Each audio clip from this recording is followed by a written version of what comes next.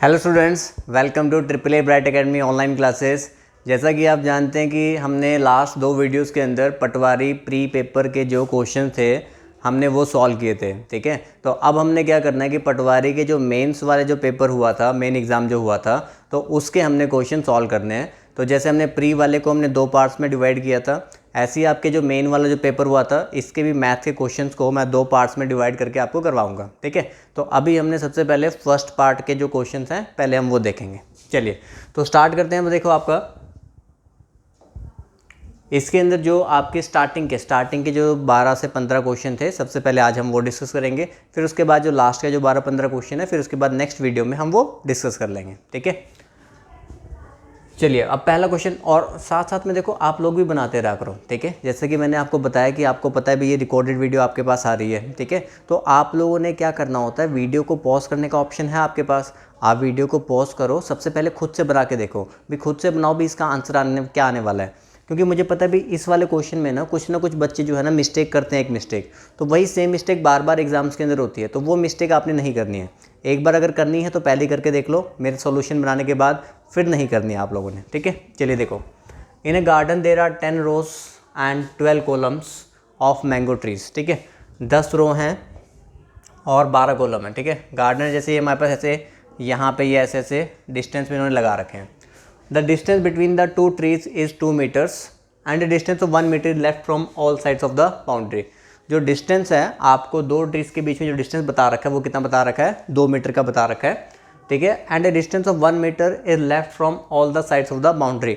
और एक एक मीटर का डिस्टेंस जो है ना वो हर जगह से छोड़ा गया है। ठीक है, चलिए तो अब यहाँ पे देखो आपको मैंने एक चीज़ समझानी है। जैसे मान लो कि मेरे पास ये 4 कॉलम है, जैसे यहाँ पे 12 कॉलम बता रखे थे ना, देखो ऐसे हमारे कॉलम होते हैं और ऐसे हमारी क्या होती हैं, रोज़ होती हैं। ठीक है, इस तरीके से अगर मैं बात करूँगा, ठीक है, ये बना देता हूँ मैं, इस तरीके से बात करूँगा तो ये आपकी रोज़ बन रही हैं। तो मैंने 3 रोज़ बनाई हैं और यहाँ पे मैंने कॉलम कितने बनाए हैं, मैंने 4 कॉलम बनाए हैं।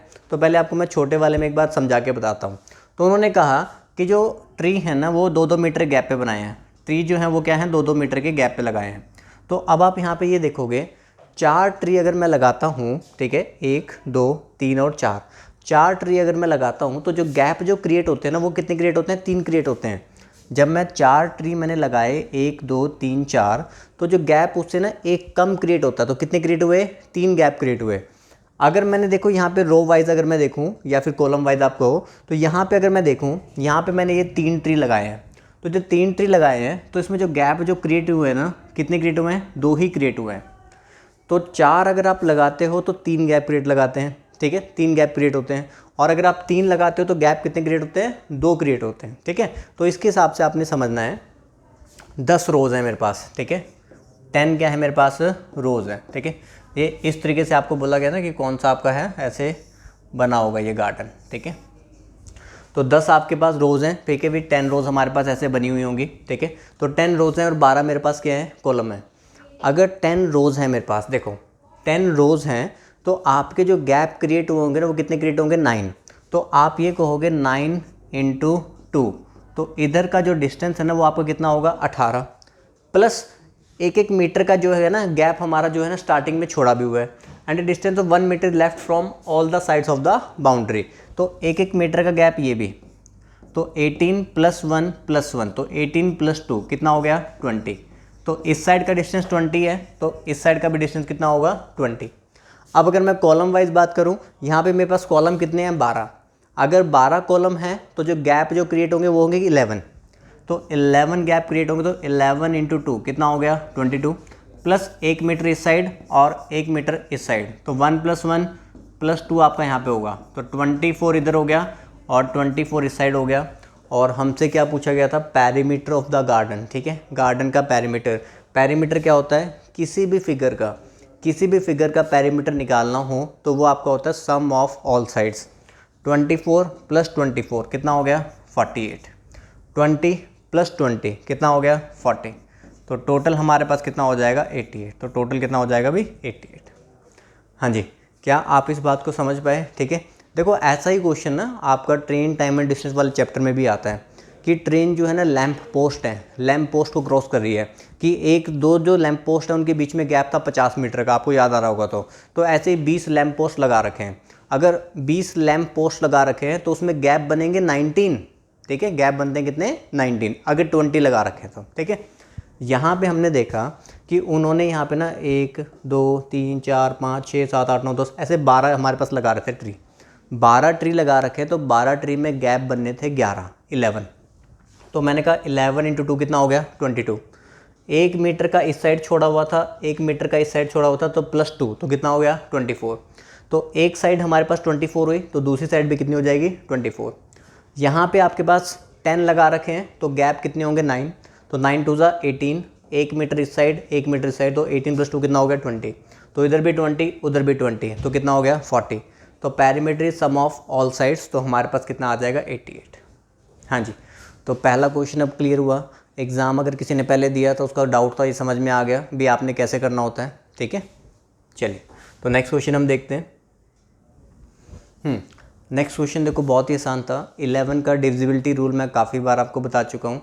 11 का डिविजिबिलिटी देखो आप लोगों को पता होना ही चाहिए, ठीक है, काफ़ी बार इसके ऊपर क्वेश्चन आ चुका है। देखो 7 8 स्टार 3 9 4 5, वो कह रहे हैं इज डिविजिबल बाय 11। अगर ये नंबर 11 से डिवाइड होता हो, where star is a digit then star is equal to, तो स्टार की जगह पर क्या आएगा, ठीक है। 11 का रूल क्या होता है, ऑल्टरनेट डिजिट्स का आपने सम करना होता है, ठीक है। ऑल्टरनेट डिजिट्स का सम करके उनका डिफरेंस लेना है। अगर डिफरेंस या तो 0 या फिर 11 के मल्टीपल में आए तो वो आपका क्या होता है 11 से डिवाइड होता है, ठीक है। चलिए अगर देखो किसी को नहीं पता है तो मैं बता देता हूँ, एक बना लेता हूँ मैं। देखो 5 4 3 2 1 7 6, क्वेश्चन से इसका कोई लेना देना नहीं है, अलग से समझा रहा हूँ कि 11 का रूल कैसे देखना होता है, ठीक है। ऑल्टरनेट डिजिट्स का सम करना है पहले। 5 + 3 8, 8 + 1 9, 9 + 6 कितना हो गया 15, ठीक है। ऑल्टरनेट डिजिट्स का सम 5 + 3 8, 8 + 1 9, 9 + 6 कितना हो गया 15। यहाँ पे करोगे 4 + 2 6, 6 + 7 कितना हो गया 13। अगर तो डिफरेंस, ये जो हमने डिफरेंस निकाला, अगर तो इन दोनों का डिफरेंस या तो 0 आ जाए, ठीक है, डिफरेंस या तो 0 हो या फिर 11 के मल्टीपल में हो। डिफरेंस हमारा या तो 0 हो या फिर क्या हो 11 के मल्टीपल में हो, तो हमारा नंबर क्या होता है 11 से डिवाइड होता है। लेकिन इसमें डिफरेंस कितना आ रहा है 2, इसका मतलब ये नंबर तो डिवाइड नहीं होता। तो आपको यहाँ पे स्टार की जगह पे कुछ ऐसा डालना है कि या तो हमारा डिफरेंस 0 बन जाए या फिर क्या बन जाए 11 के मल्टीपल में बन जाए, ठीक है। चलिए देखो फिर हमने देखो 7 + स्टार + 9 + 5, ठीक है, 7, और ये तो ऐड करना नहीं है, 7 और 9 16 और 5 21, तो आप यहाँ पे लिख लो 21 + स्टार भी है, ठीक है। स्टार मुझे पता नहीं अभी क्या है। हमने यहाँ पे देखा 8 + 3 11 + 4 कितना हो गया 15, ठीक है। तो 21 और 15 का डिफरेंस हम ले सकते हैं 6 आएगा, साथ में स्टार भी आएगा। अब स्टार की जगह पर मैं क्या नंबर डालूँ कि वो मेरा 11 से डिवाइड हो जाए, स्टार की जगह पर मैं क्या डिजिट डालूँ कि वो 11 से डिवाइड हो जाए, तो स्टार की जगह पर कितना आ जाएगा 5, तो 5 हमारा आंसर बन जाएगा। हाँ जी, आपको बात समझ में आई, ठीक है। बस 11 का डिविजिबिलिटी रूल आपको पता होना चाहिए, वो आपको पता होगा तो आप आंसर बना सकते हो। रूल मैंने देखो क्या बताया, ऑल्टरनेट डिजिट्स का सम करना होता है। 5 + 3 8 + 1 9 + 6 15, ठीक है। यहाँ पे 4 + 2 6 + 7 कितना 13, तो इन दोनों का डिफरेंस कितना आ रहा है 2 आ रहा है, तो इसका मतलब ये 11 से डिवाइड नहीं होता, ठीक है। अगर तो डिफरेंस 0 हो या फिर 11 के मल्टीपल में आओ तभी वो हमारा 11 से डिवाइड होता है। इसका देखो क्वेश्चन से कोई लेना देना नहीं है, ये अलग से समझाया है। क्वेश्चन ये है 7 + स्टार + 9, 7 + 9 16 + 5 कितना 21, 21 + स्टार भी है साथ में, ठीक है। 8 + 3 11 + 4 कितना 15, तो इन दोनों का मैंने डिफरेंस ले लिया, कितना हो गया 6, प्लस स्टार भी है। स्टार की जगह पर मैं कौन से डिजिट डाल दूँ, देखो 0 डालने पर तो नहीं आएगा ना, किसी बच्चे के मन में अगर 0 आ रहा हो, यहाँ पे 0 डालने पर तो बनेगा नहीं, ठीक है। तो हम यहाँ पे क्या डालेंगे, 1 डालोगे तो भी नहीं बनेगा, 2 डालोगे तो भी नहीं बनेगा। हम स्टार की जगह पर क्या डाल दें कि वो मेरा 11 से डिवाइड हो जाए, तो 6 + 5, तो हमारा यहाँ पे कितना आ जाएगा 5 आ जाएगा। हाँ जी बताइए, क्लियर हो गया आप सभी को, ठीक है जी। चलिए बढ़े आगे, नेक्स्ट क्वेश्चन देखते हैं। हाँ जी, अब देखो इस क्वेश्चन को, ठीक है। Last number of square tiles, sorry last नहीं least, the least number of square tiles required to pave the ceiling of a room 15 metre 17 centimetre long and 9 metre 2 centimetre broad.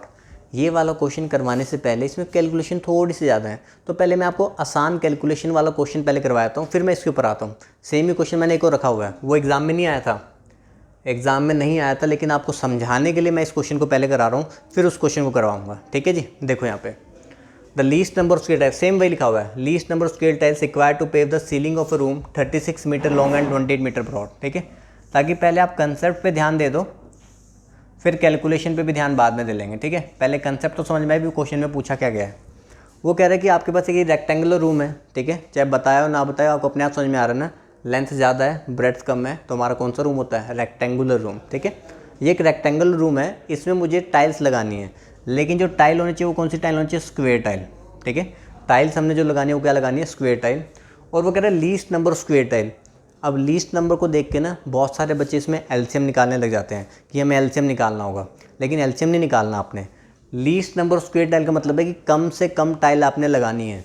तो कम से कम टाइल अगर room में लगानी है तो tile का साइज़ क्या होना चाहिए, बड़े से बड़ा होना चाहिए। ठीक है, जिस रूम में भी आप अभी बैठ के अगर आप ये वीडियो देख रहे हो ना, आप अपने रूम को देख लो एक बार चारों तरफ से।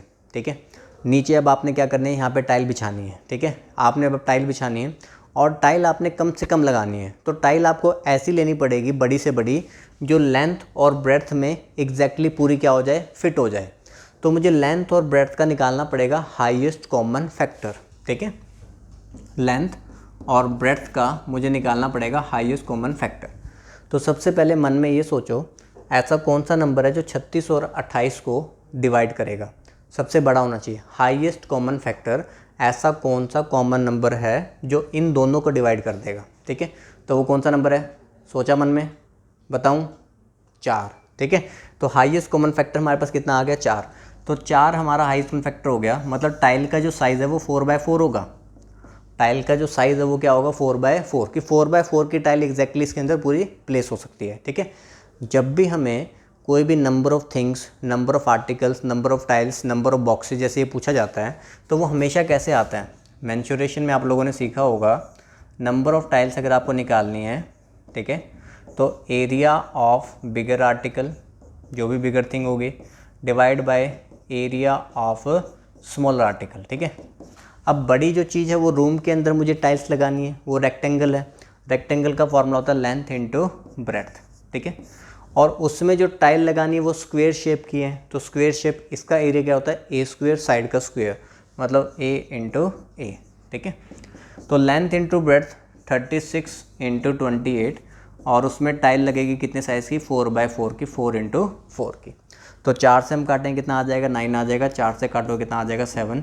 तो 9 7 का कितना हो गया, 63 टाइल्स आपकी लगेंगी कमरे के अंदर, और आपका कमरा तैयार हो जाएगा। हाँ जी, पहले बताओ आपको ये पॉइंट समझ में आया।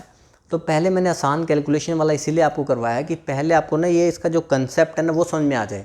वो समझ में आ जाएगा तो फिर पिछले वाला जो क्वेश्चन है उसको भी हम बना लेंगे। ठीक है, दोबारा देख लेते हैं। हमें क्या करना है, हमें least number of square tile, कम से कम टाइल लगानी है। किस में लगानी है, एक रूम जो कि 36 मीटर लॉन्ग है, 28 मीटर ब्रॉड है।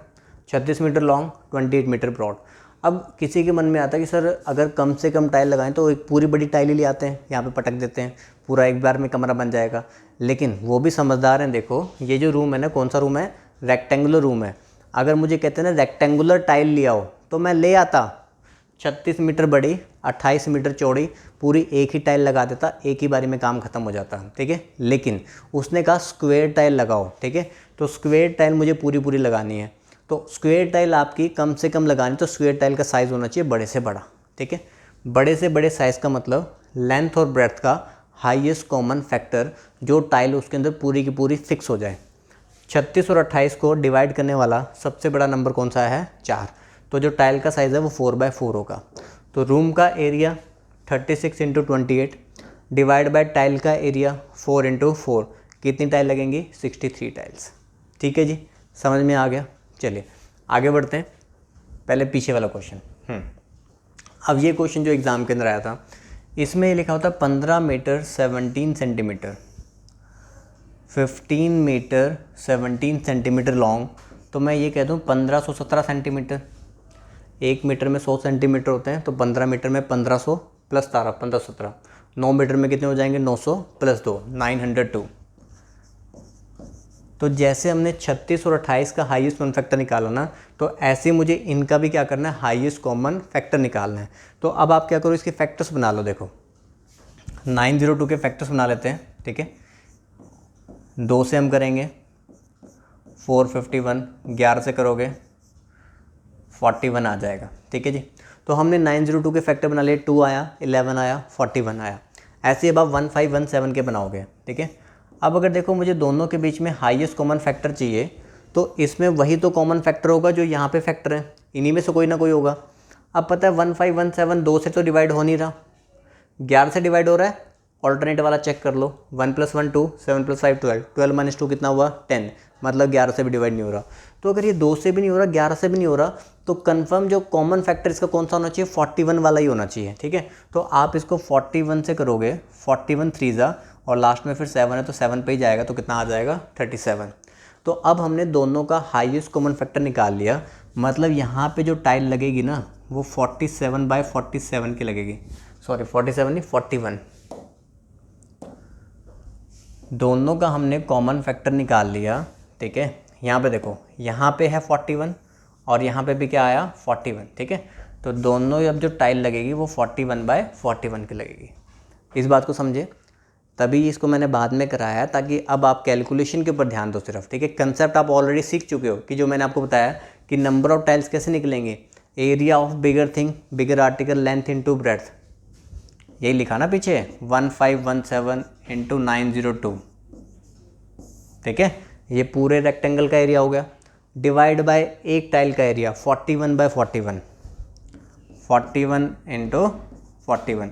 अब दोबारा से कैंसिल करने की जरूरत नहीं है, ऑलरेडी आप लोग यहाँ पे फैक्टर बना चुके हो। जब मैं 41 से इसको काटूंगा तो 11 2 22 पे कटेगा, ठीक है। जब मैं 41 से इसको काटूंगा तो 37 पे कटेगा, ऑलरेडी ये काम हम कर चुके हैं। 37 × 22 कितना बन जाएगा 814, लास्ट में 4 आ रहा है, 7 2 14, 4 सिर्फ एक में ही है, वो किस में 814 में। हाँ जी, अब बताइए, अब आपको कंसेप्ट समझ में आया क्या करना था, ठीक है। हमें क्या करना था, लेंथ और ब्रेड्थ में एक टाइल फिक्स हो जाए, तो लेंथ और ब्रेड्थ की सबसे बड़ी साइड, ठीक है, सबसे बड़ा हाईएस्ट कॉमन फैक्टर क्या हो सकता है, तो वो हमने निकाला बस कितना 41/41, ठीक है। और वो निकाला कैसे, हमने कॉमन फैक्टर्स, हमने फैक्टर्स बनाए, 2 से किया 451, 11 से किया 41, तो इसको चेक किया 2 से तो होगा नहीं, 11 से भी नहीं हो रहा, तो कंफर्म किससे होगा 41 से ही होगा। तो फिर 41 से किया कितना आ गया 37, तो 41 आपका हो गया HCF। हाँ जी, समझ आया, अब क्लियर हुआ भी एग्ज़ाम के अंदर क्वेश्चन में क्या था, ठीक है। चलिए आगे बढ़ते हैं। और ये ऑलरेडी हमने जो है ना क्लासेस के अंदर काफ़ी बार ये क्वेश्चन करवाया हुआ है, ठीक है।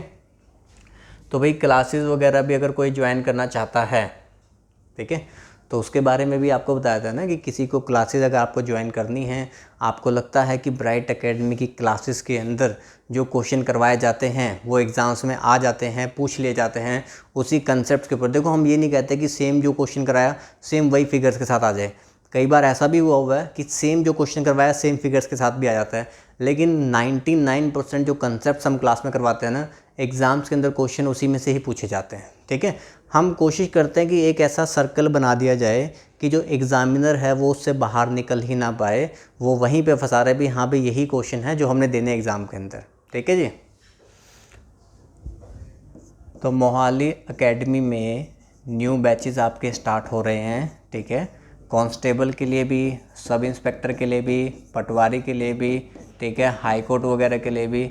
तो जिस भी बच्चे को आपको कोई भी बैचेस अगर आपको ज्वाइन करने हैं तो आप लोग क्लासेस लगा सकते हैं, ठीक है।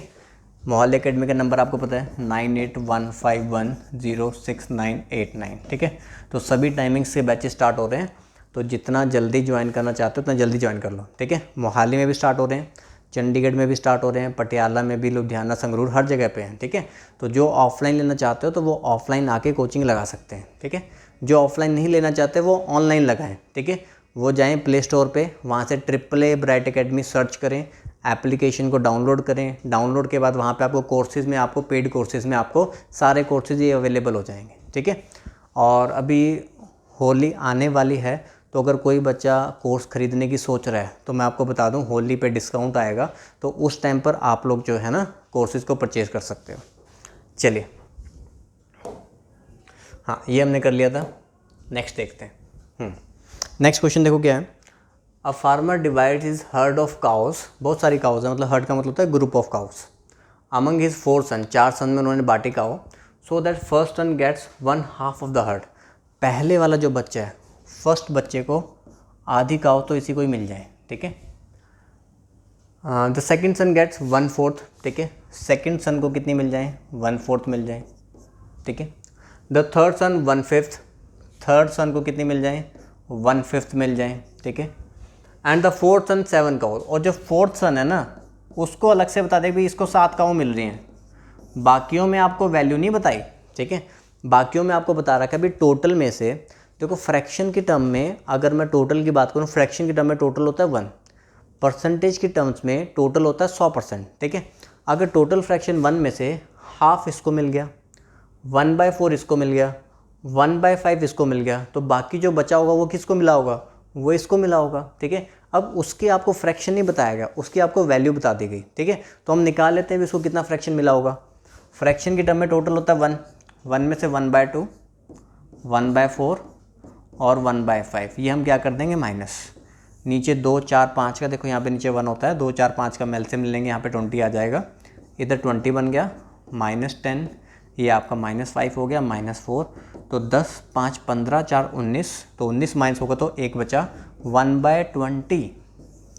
तो जो फोर्थ सन है, फोर्थ सन को कितना हिस्सा मिल रहा है, 1/20 हिस्सा मिल रहा है। तो हम कहेंगे 1/20 पार्ट्स की वैल्यू, 1/20 पार्ट्स की वैल्यू कितनी है, 7 काउ है। तो हमें निकालना है the total number of cows, fraction की टर्म में टोटल होता है 1, तो 1 की वैल्यू 7 × 20/1, तो कितनी काउ हो जाएंगी, 140 काउस। हाँ जी बताइए, बात को समझ पाए आप लोग, ठीक है। यहाँ पे देखो मैं एक बार दोबारा बताता हूँ। फर्स्ट सन को 1/2 हिस्सा मिला टोटल का, सेकंड को 1/4 मिला, थर्ड को कितना मिला, 1/5 मिला, फोर्थ पर्सन को जो मिला वो बता दिया गया। फोर्थ पर्सन को कितनी काउ मिली, 7 काउ मिली हैं, ठीक है। तो हम निकाल लेंगे फोर्थ पर्सन को फ्रैक्शन में कितना हिस्सा मिला, ठीक है। तो 1 - 1/2 -1/4 -1/5, ठीक है। तो हमने यहाँ पे ये कहा कि ये हमने माइनस किया, तो 20 में से ये इधर माइनस करते तो 1/20 मेरे पास आ गया। तो 1/20 की वैल्यू 7 का होगा और 1 की वैल्यू कितनी हो जाएगी, 140। जो बच्चा परसेंटेज में सोच सकता है ना, तो वो बच्चा परसेंटेज में भी बना सकता है, ठीक है। परसेंटेज में कैसे, मतलब 1/2 कितना होता है, 50%, लिखने की जरूरत नहीं है, मन में ही कर लेना है। 1/2 का मतलब होता है 50%, 1/4 का मतलब कितना होता है, 25%, ठीक है। 1/5 का मतलब कितना होता है, 20%, ठीक है। तो इनको इतना परसेंट मिल चुका है, 50, 25, 75, 20, 95, 95% तो 3 बच्चों में ही बांट दिया था, ठीक है। तो बाकी कितनी काउ बची, 5%। तो आप ऐसे भी कह सकते थे 5% की वैल्यू, मैं यहाँ पर लिख देता हूँ, 5% की वैल्यू 7 काउ है, तो 100% की वैल्यू टोटल मुझे निकालना था, तो 7/5 × 100, तो यहाँ से भी कैलकुलेट कर सकते थे 140 काउ, ठीक है। तो जो ओरली बनाना चाहता था वो ओरली भी बना सकता था इसको, कि ये हमारा 50 है, ये 25 है, ये 20 है, 95% तो ये हो गया, तो बाकी बचा 5% की वैल्यू 7, तो 100% की वैल्यू कितनी बनेगी, 140, ठीक है जी, क्लियर। चलिए आगे बढ़ते हैं। खुद भी कोशिश करते रहो, इस क्वेश्चन को बनाओ, खुद भी कोशिश करो, सॉल्व करने की भी कोशिश करो इस क्वेश्चन को, और x और y की कुछ वैल्यू पुट करके भी आप लोग इसको ट्राई कर सकते हो, ठीक है। तो x और y की कोई वैल्यू पुट करो, उससे ट्राई करो और सॉल्व करने की कोशिश भी करो। करो ज़रा एक बारी, बनाओ इसको।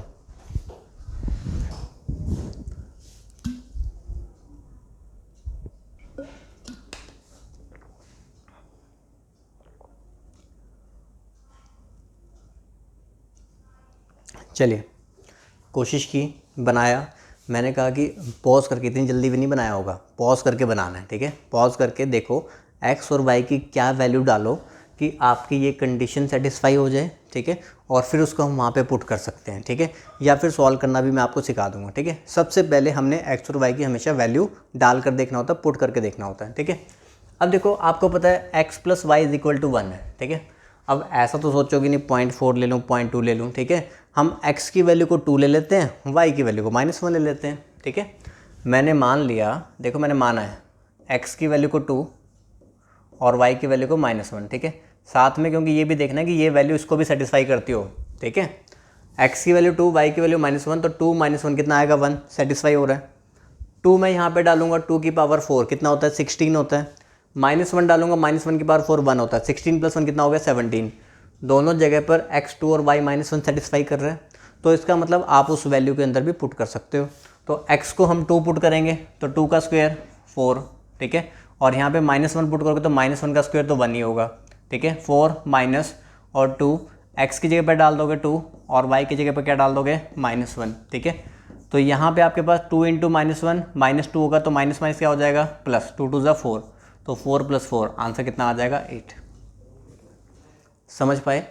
तो इस तरीके के क्वेश्चंस को आप लोग वैल्यू पुटिंग मेथड से बहुत जल्दी बना सकते हो। सॉल्व करके भी बताता हूँ अभी आपको मैं, ठीक है। यहाँ पे देखो सिर्फ मैंने इतना सोचा कि x + y 1 कैसे बनाना है। मैंने x को 2 रखा, y को क्या रखा हमने -1 रखा, ठीक है। तो x2 y -1, लेकिन ये चीज़ वहाँ पे भी सेटिस्फाई होनी चाहिए। तो मैंने यहाँ पे 2 की पावर 4 16, -1 की पावर 4 1 ही आएगा, ठीक है। तो 16 + 1 कितना हो गया 17। दोनों कंडीशन सेटिस्फाई हो रही है, तो हमने 2 और -1 यहाँ पे डाल दिया, तो हमारे पास आंसर कितना आ गया 8, ठीक है। सॉल्व करने का मन कर रहा है किसी न किसी का सॉल्व करने का मन कर रहा होगा। सॉल्व कैसे करेंगे तो बिल्कुल आपको बताते हैं। देखो x4 + y4 17 है, इसको मैं ऐसे लिख लेता हूँ x² का स्क्वायर प्लस y² का स्क्वायर इज इक्वल टू कितना 17, ठीक है। यहाँ पे a² + b² बन गया, ठीक है। आप जानते हो भी a + b का होल स्क्वायर क्या होता है, a + b का whole square a² + b² + 2ab। तो अगर a² + b² निकालना है तो a + b का होल स्क्वायर और वो इधर आएगा -2ab। तो मैं यहाँ पे लिखूँगा a + b का होल स्क्वायर, a + b का होल स्क्वायर और -2a × b is equal to कितना है 17 है, ठीक है। इधर आपको एक चीज़ और दे रखी भी x + y आपके पास कितना है 1 है, ठीक है। x + y आपके पास कितना है 1 है। आपको पता नहीं यहाँ पे आपके पास देखो x² + y² आ रहा है, तो वहाँ से हम x² + y² की वैल्यू निकाल लाते हैं। अगर मैं यहाँ स्क्वेयरिंग बोथ साइड करूँ, इधर आपके पास x + y का होल स्क्वायर है, ये 1 का स्क्वायर, तो आप लिखोगे a² x² + y² + 2xy is equal to 1। और अगर x² + y² की वैल्यू लिखनी है तो वो क्या लिखा जाएगा 1 - 2xy, ठीक है। तो हम क्या करेंगे x² + y² की जगह पे 1 - 2xy पुट कर देंगे, ठीक है। तो इसकी जगह पर हम ये वाली जो वैल्यू है उसको हम यहाँ पुट कर रहे हैं। तो मैंने लिखा 1 - 2xy का whole square - 2x² y² is equal to 17। अब हमने इसको a - b का होल स्क्वायर लगाना है, a² + b² -2ab, तो 2 2 4xy -2x² y² is equal to 17। 1 हमारा उधर चला जाएगा, ठीक है। 1 उधर जाके क्या होगा -4x² y² में से 2x² y² माइनस कर दोगे तो आपके पास बचेगा 2x² y² -4xy 17 - 1 कितना हो गया भाई 16। यहाँ पे हम क्या कर लेते हैं पूरी टर्म को 2 से डिवाइड कर देते हैं। पूरी टर्म को 2 से डिवाइड करोगे तो x² y² -2xy is equal to कितना हो गया 8। और हमसे ये पूछा गया था x² y² -2xy is equal to कितना हो गया 8। तो हमारा आंसर आ चुका है 8। लेकिन अब आप लोग खुद ही समझदार हैं भी कौन सा हमें मेथड लगाना चाहिए, ठीक है ना। इसके लिए मुझे बताने की ज़रूरत नहीं भी कौन सा लगाना चाहिए। वैल्यू पुटिंग ही जनरली जो है ना 99% केसेस में इसके लिए बेस्ट ऑप्शन रहता है, ठीक है। तो आपने हमेशा वैल्यू पुटिंग से ही सॉल्व करना होता है।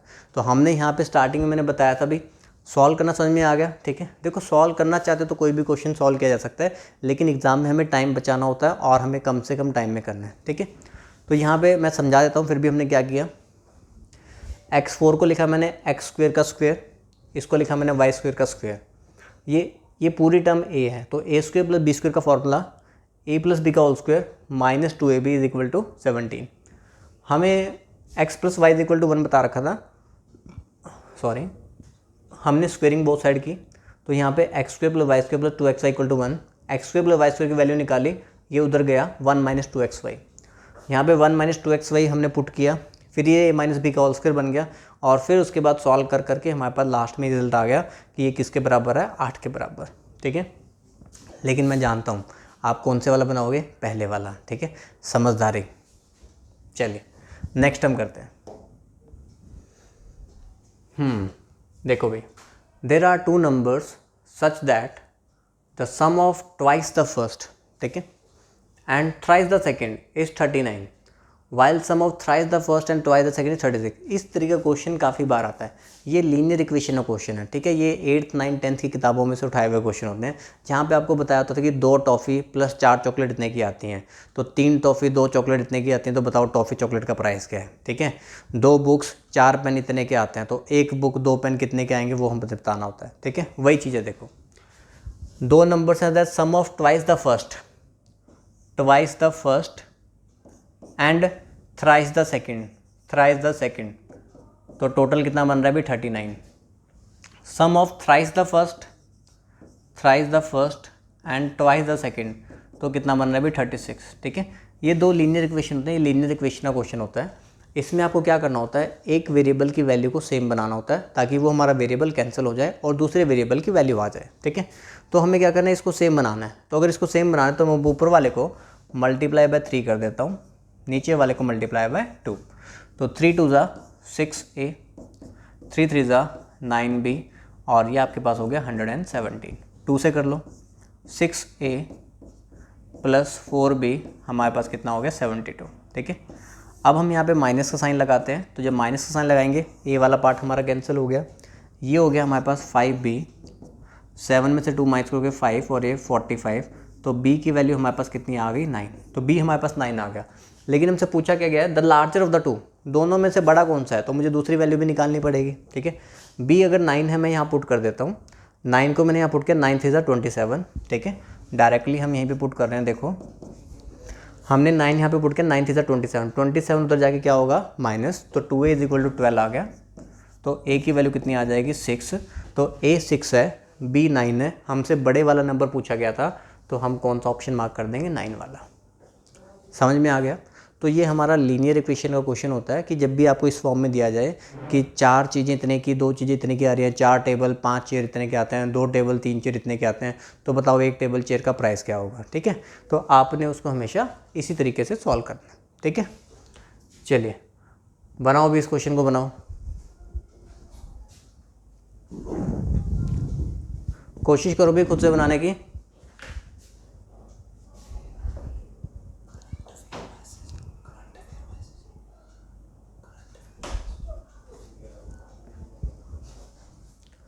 चलिए देखो, हमें क्या बता रखा था, difference between the ages of 2 men is 10 years, ठीक है। 2 पर्सन की एजेस का डिफरेंस कितना है 10 years है, और हमें बता रखा है 15 years ago, 15 साल पहले, the elder one was twice as old as the younger one, ठीक है। 15 साल पहले जो एल्डर वन था वो ट्वाइस था यंगर वन का। Present age of the elder man, ठीक है, प्रेजेंट एज हमें निकालनी है एल्डर मैन की। अब देखो यहाँ पे एल्डर लिखा हमने, यंगर लिखा हमने, ठीक है।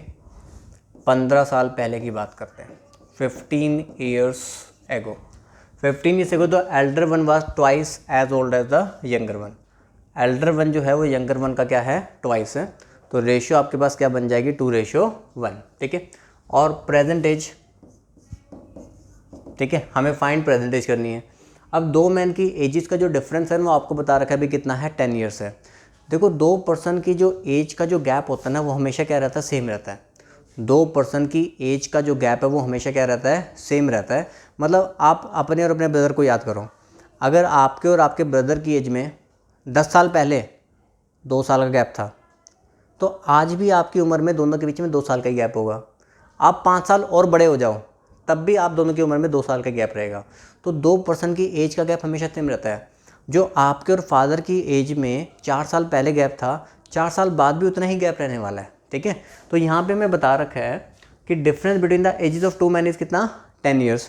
2 की एज का डिफरेंस हमें 10 बता रखा है, इन दोनों की रेशियो का डिफरेंस ले लो, 2 - 1 कितना हो गया 1, तो 1 रेशियो की वैल्यू हमारे पास कितनी हो जाएगी 10, तो 1 रेशियो हमारे पास कितना हो गया 10 हो गया, ठीक है।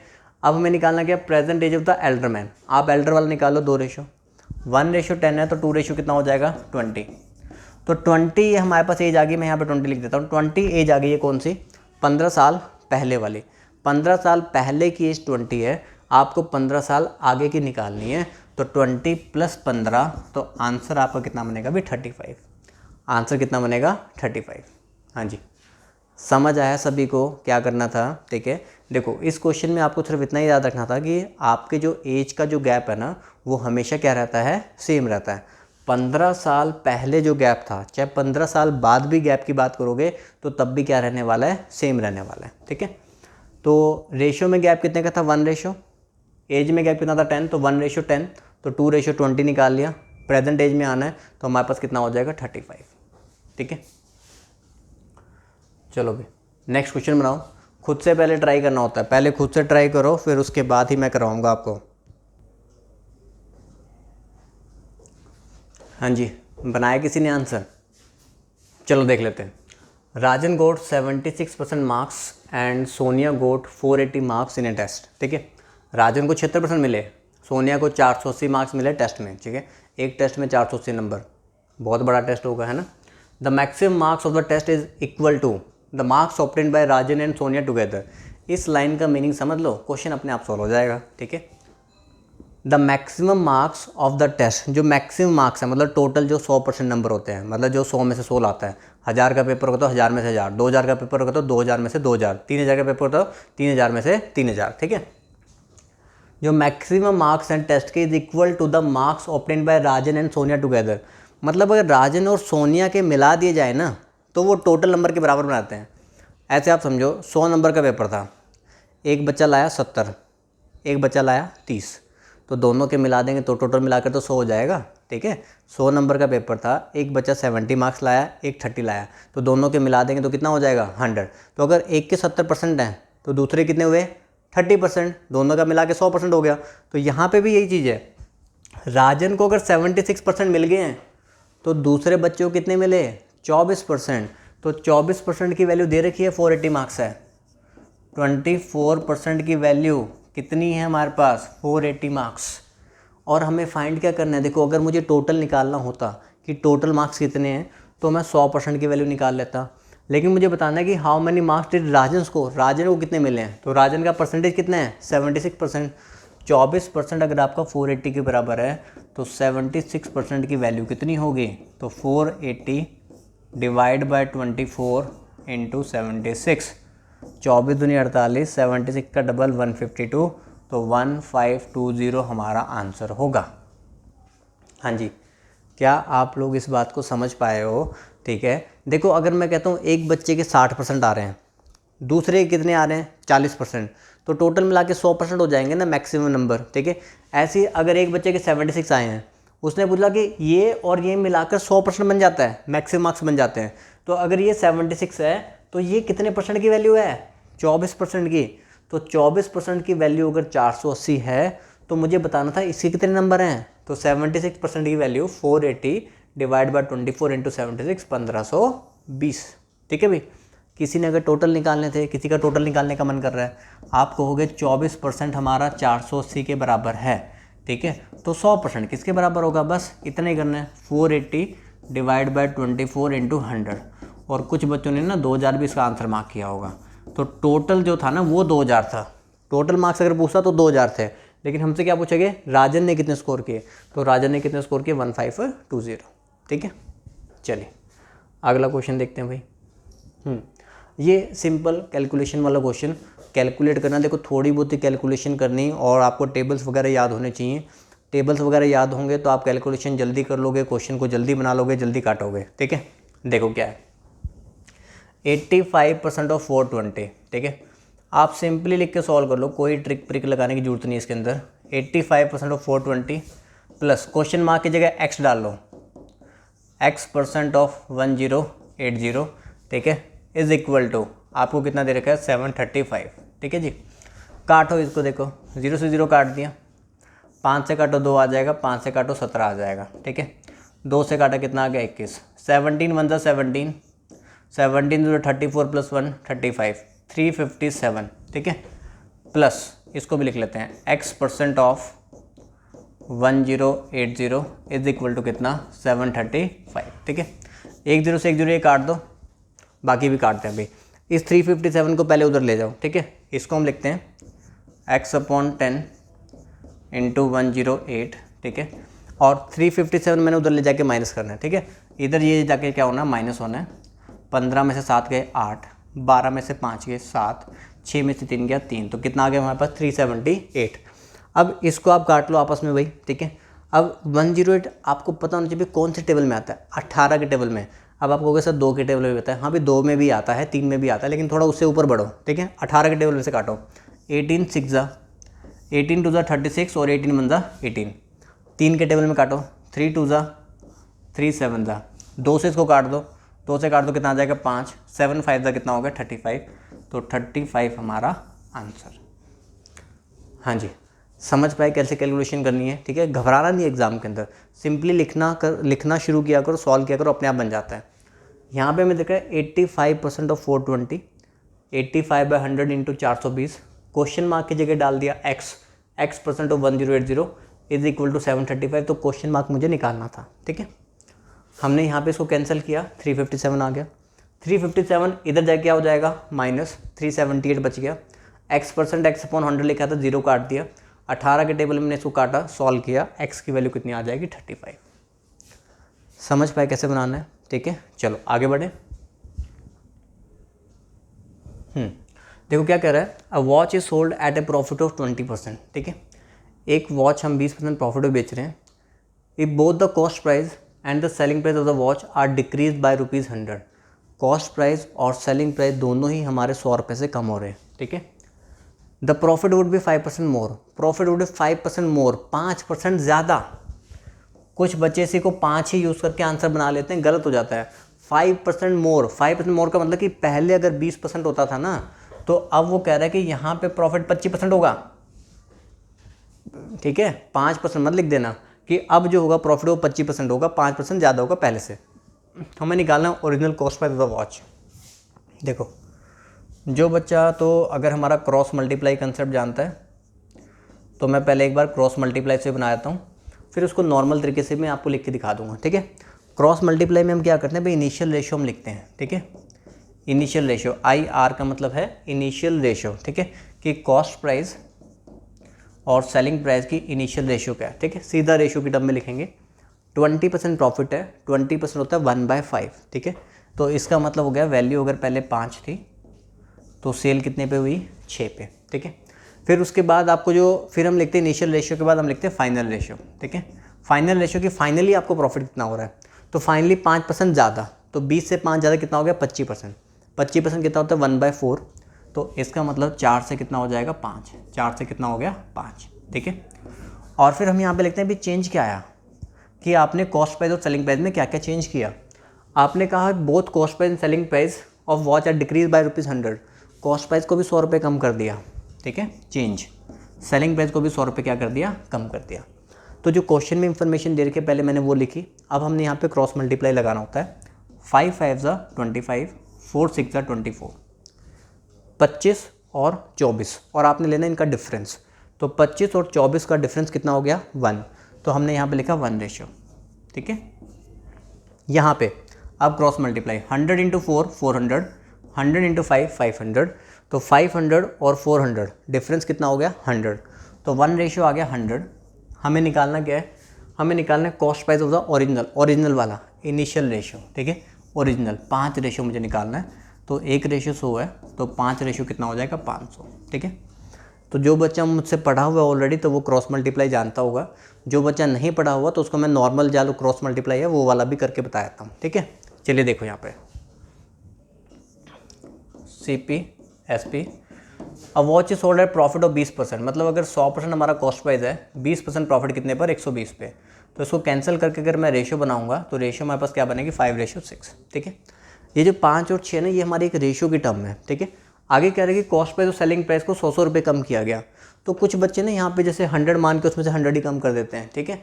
आप जो अज्यूम करते हो ना वैल्यूज़, अज्यूम में से एक्चुअल वैल्यू डायरेक्टली माइनस नहीं होती, ठीक है।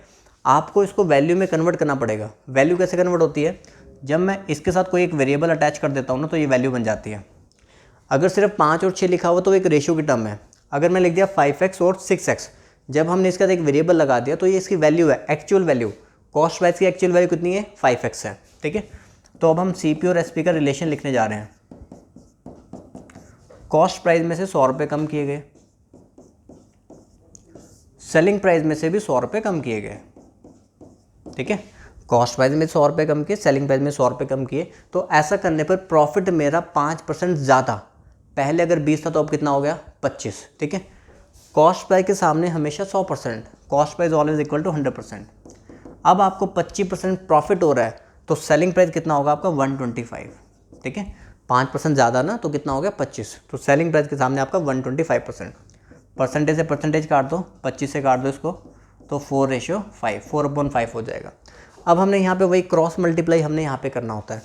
5 को मल्टीप्लाई करूँगा 5 से 25x, 5 को मल्टीप्लाई करेंगे 100 से 500, 4 को मल्टीप्लाई किया 6 से 24x, 4 को मल्टीप्लाई किया 100 से 400, ठीक है। 24x को इधर लिया x हो जाएगा, -500 इधर +500, तो x की वैल्यू आ जाएगी 100। x 100 आ गया, 100 को यहाँ पर पुट कर देंगे, 100 × 5, आपका आंसर कितना हो जाएगा 500, ठीक है। तो जिसको जो मेथड अच्छा लगता है आप उस मेथड से बना सकते हो, ठीक है। होपफुली सबको ये वाला क्वेश्चन भी समझ में आ गया होगा, ठीक है। और जो बच्चे मुझसे पढ़े हुए हैं वो ऑलरेडी जानते हैं भी ये क्वेश्चन वही हैं जो हमने क्लास में करवाते थे और फिर वही क्वेश्चन पटवारी के एग्जाम्स में पूछे भी गए थे, ठीक है। हाँ जी, चलिए भी ऐसा भी क्वेश्चन आजकल वो पूछने लगे हैं कभी कभी। Study the question and the statements and decide which of the statements are necessary to answer the question, ठीक है। कौन सी स्टेटमेंट जरूरी है आंसर करने के लिए। देखो जिसकी नॉलेज ठीक है उसको इस क्वेश्चन को सॉल्व करने की जरूरत नहीं पड़ती, वो सिर्फ स्टेटमेंट को देख के बताया था भी आंसर कौन सी स्टेटमेंट से आना है, ठीक है। हम आगे पढ़ते हैं, क्या क्वेश्चन क्या है। How much profit did Manik earn, ठीक है, on cost one article by selling it. वो कह रहा है कि इसको बेचने पर आपको कितना प्रॉफिट अर्न होगा ये निकालना है, कि एक पर्सन को मानिक को कितना प्रॉफिट अर्न हुआ। तो उसका जो प्रॉफिट है हमें बताना है, क्या वो पहली लाइन से आंसर आ जाएगा, क्या वो दूसरी लाइन से आंसर आ जाएगा, क्या वो तीसरी लाइन से आंसर आ जाएगा, हमें ये देख के बताना है। या फिर दोनों को यूज़ करके आएगा, 2 लाइन को यूज़ करके, या 3 लाइन को यूज़ करके आएगा। जैसे ऑप्शन दे रखे हैं 1 and 2 ओनली, वो कह रहा है पहली और दूसरी लाइन को यूज़ कर लो आंसर आ जाएगा। 2 and 3 ओनली, वो कह रहा है 2 और 3 को यूज़ कर लो, पहली को छोड़ दो आंसर आ जाएगा। वो कह रहा है फर्स्ट ओनली को यूज़ कर लो, उससे भी आंसर आ जाएगा। वो कह रहा है कि तीनों को यूज़ करना पड़ेगा तब आंसर आएगा। तो हम देखते हैं भी क्या होने वाला है। आप सिर्फ पहली लाइन को पढ़ो, सिर्फ पहली लाइन पढ़ना, भी कुछ नहीं सोचना। यहाँ पे क्या लिखा है, he got 15% discount on the mark price at the time of purchase. उसको 15% डिस्काउंट मिला है। तो पहली लाइन से सिर्फ मुझे ये समझ में आ रहा है कि डिस्काउंट 15% दे रखा है, तो पहली लाइन से आंसर नहीं आ सकता, तो आप इसको काट दो। अकेले इससे तो आंसर बनने का मतलब ही नहीं है, ठीक है।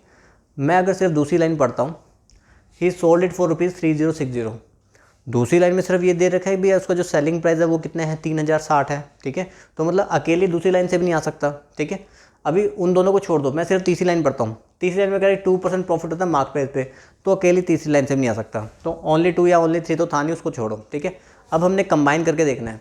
अगर मैं पहली और दूसरी टर्म का यूज़ करता हूँ तो हमारे पास यहाँ पे सेलिंग प्राइस है, यहाँ पे डिस्काउंट है, तो मैं मार्क प्राइस तो निकाल सकता हूँ यहाँ से, लेकिन प्रॉफिट नहीं आएगा, ठीक है। तो सिर्फ फर्स्ट और सेकंड को यूज़ करके भी आंसर नहीं आना, ठीक है।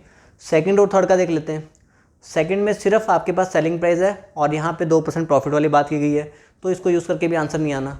तो ऑप्शन सिर्फ एक ही बचता है, कौन सा, डी। मतलब तीनों स्टेटमेंट को आपको यूज़ करना पड़ेगा, तब आंसर आएगा, तब प्रॉफिट पता चलेगा कितना है, ठीक है। मैं सॉल्व करके बताता हूँ, लेकिन हमें एग्जाम में सॉल्व करने की जरूरत नहीं थी, आप सीधा बस देख के बाहर कर सकते थे भी क्या आंसर बनने वाला है, ठीक है। सॉल्व कैसे होगा, देखो भाई, cost price, selling price, mark price. Cost price always equal to 100%। Cost price आपका हमेशा कितना होता है 100%। 15% डिस्काउंट है, तो 100 में से 15% डिस्काउंट है, 100 में से 15% डिस्काउंट दिया, तो सेलिंग प्राइस कितना हुआ 85%। मार्क प्राइस आपका हमेशा 100% होता है, उसमें से 15% डिस्काउंट, तो सेलिंग प्राइस 85% है। तो 85% की वैल्यू पता है, 85% की वैल्यू है 3060, ठीक है। ये बड़े बड़े कांटे हटा देते हैं, बीच में आ रहे हैं, ठीक है। 85% की वैल्यू कितनी है 3060। 100% मार्क प्राइस निकाल लेता हूँ, 100% की वैल्यू 3060 डिवाइड बाई 85 इंटू 100। 17 का टेबल, 17 5 जा 17 1 जा 13, 136, 8 पे जाएगा 0, 5 से काट दो 20, 18 दूनी 36, 3600 मार्क प्राइस हो गया। 3060 आपका सेलिंग प्राइस हो गया। हमें प्रॉफिट बनता है, he earn 2% profit on the mark price. 3600 के ऊपर 2% का उसको प्रॉफिट होता है, ठीक है। तो 3600 का 2% आप निकाल लोगे भी, प्रॉफिट हमारे पास कितने का आ रहा है 72 का, ठीक है। क्वेश्चन में इस तरीके से मेंशन किया गया। जनरली हम प्रॉफिट कॉस्ट प्राइस पे निकालते हैं, आपको जो मेंशन किया गया he earn 2% profit on the mark price, 3600 पे 2% का प्रॉफिट, तो हमारे पास कितना हो गया 72। हाँ जी, बताइए सबको क्लियर हो गया, ठीक है, समझ में आ गया कैसे करना है। तो इसको आपको ना लिखने की ज़रूरत नहीं थी, आप इसको बिना लिखे आप इसको ऐसे कैलकुलेट करके भी आप बना सकते थे, ठीक है, कि हमारा तीनों स्टेटमेंट को यूज़ करके हमारा क्या होगा, आंसर होगा, ठीक है। तो 1, 2 एंड 3 को यूज़ करने के बाद आंसर आएगा। चलिए ठीक है जी, बढ़े आगे। अब देखो ये भी एग्ज़ाम में क्वेश्चन आया था, वैसे तो थोड़ा सा वैलिड सा क्वेश्चन नहीं है, ठीक है, फिर भी हम अब दे दिया क्वेश्चन तो हम क्या कर सकते हैं, ठीक है। आपको दिया था क्वेश्चन कि what number has to be added to the ratio 3:5 to make the ratio 5:6, ठीक है। आपको ये 3:5 दे रखा था, ठीक है। 3:5 को अगर आपको लिखना है तो आप कैसे लिखोगे, देखो आप ऐसे लिखोगे, अगर वेरिएबल बनाना है आप लिखोगे 3x और आप क्या लिखोगे 5x, ठीक है। इसके अंदर कोई नंबर ऐड करना है तो आप कहोगे y, 3x + y, 5x + y, तो रेशियो हमारे पास क्या बन जाए 5:6 बन जाए। तो अब तो हमारे पास ये x और y की टर्म में रह जाएगा। अब हमारे पास ये x और y की टर्म में रह जाएगा, तो यहाँ से तो आंसर ऑपरेट होता नहीं है। लेकिन अब दे दिया गया तो उसने क्या सोच के दिया है, बस मैं आपको बताता हूँ कि भाई बच्चा ऑप्शन से डायरेक्टली बना ले कि क्या नंबर 3 और 5 में हम ऐड करें कि वो रेशियो 5 और 6 बन जाए, ठीक है। तो 3:5 में आपने ऑप्शन से देखना है भाई, 3 में अगर मैं 6 ऐड करूँ 9, 5 में अगर मैं 6 ऐड करूँ 11, ठीक है, तो 5:6 नहीं आया, उसको हटा दो। 3 में अगर मैं 7 ऐड करूँ 10, 5 में 7 ऐड करूँ 12, तो कैंसिल करेंगे तो रेशियो कितनी आ गई 5:6, तो आंसर हमारा कौन सा हो गया, बी ऑप्शन, ठीक है। तो कई बार एग्जामिनर के हिसाब से भी हमें चलना पड़ता है, भी उसकी क्या डिमांड है, वो क्या चाहता है, तो जो वो चाहता है बस उसको वो दे दिया करो, ठीक है। हाँ भी तुमने ये मांगा तो हम ये देते हैं, ठीक है, सरकारी नौकरी आनी चाहिए, ठीक है, कोई बात नहीं, एक बार वैलिड कंसेप्ट नहीं भी लगाया तो भी हमारा 1 नंबर तो मिल रहा है, ठीक है। तो हमारे पास देखो रेशियो थी एक 3:5, हमने उसमें ही नंबर ऐड कर दिया, ठीक है। 3:5 में हमने 7 ऐड किया 10, 5 में 7 ऐड किया 12, तो 10 और 12, तो रेशियो हमारे पास क्या बन गई 5:6, ठीक है जी, समझ में आ गया क्वेश्चन भी। चलिए आगे बढ़ते हैं। 720 रुपीज़ को डिवाइड करना था 2 मैन 5 वुमेन 8 बॉयज़ में, so that the share of a man, a women and a boy, एक मैन एक वुमेन एक बॉय की रेशियो आपको देखे 3:2:1 है। How much does each boy get, ठीक है। देखो ये 720 रुपये ने इन टोटल पर्सन का था। अब आप मुझे देखो बहुत बार हम ऐसा क्वेश्चन कर चुके हैं, अगर एक मैन को 3 रुपये मिलते हैं तो 2 मैन को कितने मिलेंगे, 2 3 6, ठीक है। एक वुमेन को 2 रुपया मिलता है तो 5 वुमेन को 5 2 10, ठीक है। एक बॉय को 1 रुपया मिलता है तो 8 बॉय को कितने मिलेंगे, 8। बात समझ में आ रही है, ठीक है। एक मैन को 3 मिलते हैं तो 2 मैन को कितने मिलेंगे, 6, ठीक है। एक वुमेन को 2 मिलते हैं, 5 वुमेन को 10, एक बॉय को 1 तो 8 को कितने मिलेंगे, 8, ठीक है। तो टोटल हमारे पास हो गया 10 और 8 18 और 6 कितना हो गया 24। 24 रेशियो की वैल्यू आपको क्वेश्चन में दे रखी थी भी 720 है। 24 रेशियो आपके पास 720 है, एक रेशियो हम निकाल लेंगे तो 1 रेशियो हमारे पास कितना आ गया 30, ठीक है। ये मैन है, ये वुमेन है, ये बॉय है। टोटल बॉयज़ को कितने पैसे वो निकाल लेते हैं, 1 रेशियो 30 है तो 8 रेशियो कितना होगा 240, ठीक है। 240 जो है ना वो टोटल बॉयज़ का आ गया कि जितने भी बॉयज़ थे उनको 720 में से 240 रुपये उनको मिलना है। लेकिन हमसे टोटल बॉयज़ नहीं पूछा गया, हमसे पूछा गया how much does each boy get, हर एक बॉय को, बॉय थे कितने 8, तो एक बॉय को कितने मिलेंगे भाई 30 रुपये, ठीक है। एक बॉय को कितने मिलेंगे 30 रुपये, समझ गए। इस तरीके का क्वेश्चन हमने काफ़ी बार क्लासेस में डिस्कस भी किया हुआ है, ठीक है। आपको पता है यूट्यूब पे भी मैंने काफ़ी बार ऐसा क्वेश्चन करवाया हुआ है, ठीक है। तो इस तरीके के क्वेश्चन भी एग्जाम के अंदर आ जाते हैं। 2 मैन, ये एक मैन का पैसा है, एक मैन को 3 रुपये, 2 मैन को 6 रुपये, एक वुमेन को 2, 5 को 10, एक बॉय को 1, 8 बॉय को कितने हो जाएंगे 8। टोटल हो गया 24 रेशियो की वैल्यू 720, 1:30। टोटल हमने बॉयज़ निकाले भी, टोटल बॉयज़ को कितना पैसा मिलने वाला 240, टोटल बॉयज़ को 240 है, एक बॉय को कितना मिलेगा 30 रुपये, ठीक है जी। उम्मीद करता हूँ सबको समझ में आ रहा है, क्लियर हो रहा है सबको। आप लोग बाद में कमेंट करके बता सकते हो, ठीक है, कि हाँ जी समझ आया नहीं आया, कुछ हाँ पुराने क्वेश्चन करने का फ़ायदा हुआ, आप लोग सॉल्व कर पा रहे थे नहीं कर पा रहे थे, मेरा ये डाउट था, हाँ वो क्लियर हो गया, तो कुछ तो मुझे कमेंट करके बता दिया करो, ताकि मेरे को थोड़ी मोटिवेशन मिले कि अगली वीडियो मैं बनाऊँ कि नहीं बनाऊँ। ठीक है, ये बता दिया करो कि आगे वाली वीडियो बनानी है कि नहीं बनानी है। लीजिए जी, पहला पार्ट हमारा ख़त्म हो गया। ठीक है, तो अगर आप लोगों को ये फर्स्ट वाला पार्ट अच्छा लगा, ठीक है, तो फिर मुझे बताना ताकि मैं नेक्स्ट पार्ट भी बनाऊँ। ठीक है, नेक्स्ट पार्ट बनाना है या नहीं बनाना है आप पे डिपेंड करता है। मुझे कमेंट करके लिख के बता देना कि नेक्स्ट पार्ट आपको कब चाहिए। ठीक है, और किसी भी बैचेस के रिगार्डिंग कोई इन्फॉर्मेशन आपको चाहिए, ठीक है, पटवारी का बैच, कांस्टेबल का बैच, सब इंस्पेक्टर का बैच, तो आपके पास ये नंबर्स हैं। ठीक है, तो आप लोग कॉन्टैक्ट करके पूछ सकते हो। चलिए जी, बहुत बहुत थैंक यू, बहुत बहुत शुक्रिया आप लोगों का वीडियो को लास्ट तक देखने के लिए। Okay, thank you.